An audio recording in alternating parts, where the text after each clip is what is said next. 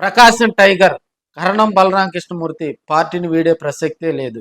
ఆయన వైసీపీ తోటే ప్రయాణం చేస్తారని ఆయనకు అతి దగ్గర ఉన్నటువంటి ప్రముఖులు, ఆయన అభిమానులు, బలరాం ఫ్యాన్స్ అందరూ కూడా మనకు తెలియజేయటం జరిగింది.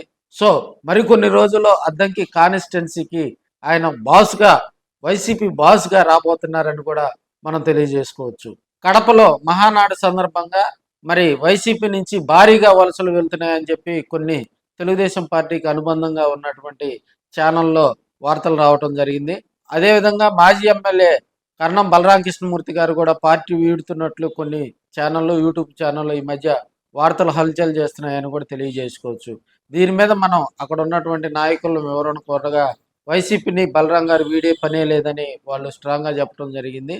అదేవిధంగా ప్రస్తుతం అద్దంకి కాన్స్టిట్యున్సీలో కూడా అక్కడ ఉన్నటువంటి ఇన్ఛార్జి అందుబాటులో లేకపోవటం, పాణి హనుమరెడ్డి ఇప్పటికే వైసీపీకి అక్కడ అందుబాటులో లేకపోవటం, కార్యకర్తలు కొన్ని ఇబ్బందికర పరిస్థితులు ఎదుర్కోవడంతో అద్దంకి కాన్స్టిట్యున్సీకి బలరాం లాంటి లీడర్ను తీసుకొచ్చేందుకు అక్కడ ఉన్నటువంటి వైసీపీ క్యాడరు ఇప్పటికే జగన్మోహన్ రెడ్డి గారి దృష్టికి తీసుకెళ్లిన ధరవల్ల జగన్మోహన్ రెడ్డి గారు కూడా సానుకూలంగా స్పందించడం జరిగింది. ప్రకాశం జిల్లా, ఉమ్మడి ప్రకాశం జిల్లా నేతలతో సమావేశంలో కూడా అక్కడ ఉన్నటువంటి వైసీపీ ప్రథమ ద్వితీయ శ్రేణి నాయకులు, ఎంపీపీలు, సర్పంచులు కూడా ఇదే విషయాన్ని జగన్మోహన్ రెడ్డి గారి దృష్టికి తీసుకెళ్లడం జరిగింది. కొంత జాప్యం తర్వాత కూడా మళ్ళీ ఇప్పుడున్న పరిస్థితుల్లో బలరాం గారు అయితేనే అద్దంకి కాన్స్టిట్యున్సీలో వైసీపీకి మళ్ళీ పూర్వ వైభవం వస్తుందని జగన్మోహన్ రెడ్డి గారు దృష్టికి అక్కడ ఉన్నటువంటి వైసీపీ అధిష్టానంలో ఉన్నటువంటి కొంతమంది పెద్దలు సూచించిన ధర్మిల మరి కొన్ని రోజుల్లో కూడా బలరాంకు అద్దంకి కాన్స్టిట్యున్సీకి సంబంధించినటువంటి బాధ్యతలు చేపట్టేలాగా కార్యాచరణ రూపొందిస్తున్నారని కూడా మనం తెలియజేసుకోవచ్చు. బలరాం గారు ఇప్పుడున్న పరిస్థితుల్లో వైసీపీని వీడే పరిస్థితి లేదని అక్కడ ఉన్నటువంటి నియోజకవర్గంలో ఉన్నటువంటి నాయకులు చెప్తా ఉన్నారు. ఇప్పటికే చీరాల కాన్స్టిట్యున్సీ వైసీపీ ఇన్ఛార్జిగా మరి బలరాం గారి తనయుడు వెంకటేష్ ఉన్నాడు.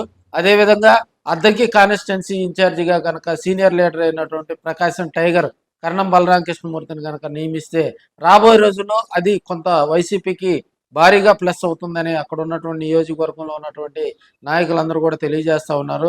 అయితే ఇక్కడ ప్రతిష్టాత్మకంగా వైవి సుబ్బారెడ్డి కూడా అద్దెకి కాన్స్టిట్యున్సీలో ఇన్వాల్వ్మెంట్ కావడంతో బలరాంకు సంబంధించి అక్కడ నియోజకవర్గ సమన్వయకర్తగా ప్రకటించే క్రమంలో కొంత జాప్యం జరుగుతుందని కూడా మనం తెలియజేసుకోవచ్చు. అన్నీ అనుకూలిస్తే మేబీ ఒక నెల ఆపరలోపు కానీ నెక్స్ట్ మంత్లో కానీ అద్దంకి బలరాం గారిని నియమిస్తూ మరి భారీ మార్పులు ఉంటాయని తెలియజేసుకోవచ్చు. అదేవిధంగా ఈ నెల 28వ తేదీ జగన్మోహన్ రెడ్డి గారి పొదిలి పర్యటనకు సంబంధించి కూడా ప్రకాశం జిల్లా వ్యాప్తంగా ఉన్నటువంటి వైసీపీ నియోజకవర్గ ఇన్ఛార్జీలందరూ కూడా ఆ పనిలో నిమగ్నమయ్యారు. నియోజకవర్గం నుంచి భారీగా జన సమీకరణ చేసే విధంగా, అదేవిధంగా రైతు సమస్యల మీద ప్రతిపక్ష నేత ప్రకాశం జిల్లాకు రావటం కూడా ఇది ఒక శుభ పరిణామంగా వారందరూ కూడా తెలియజేస్తూ ఉన్నారు. రాబోయే రోజుల్లో మరిన్ని వైసీపీలో మార్పులు ఉంటాయని కూడా మనం తెలియజేసుకోవచ్చు.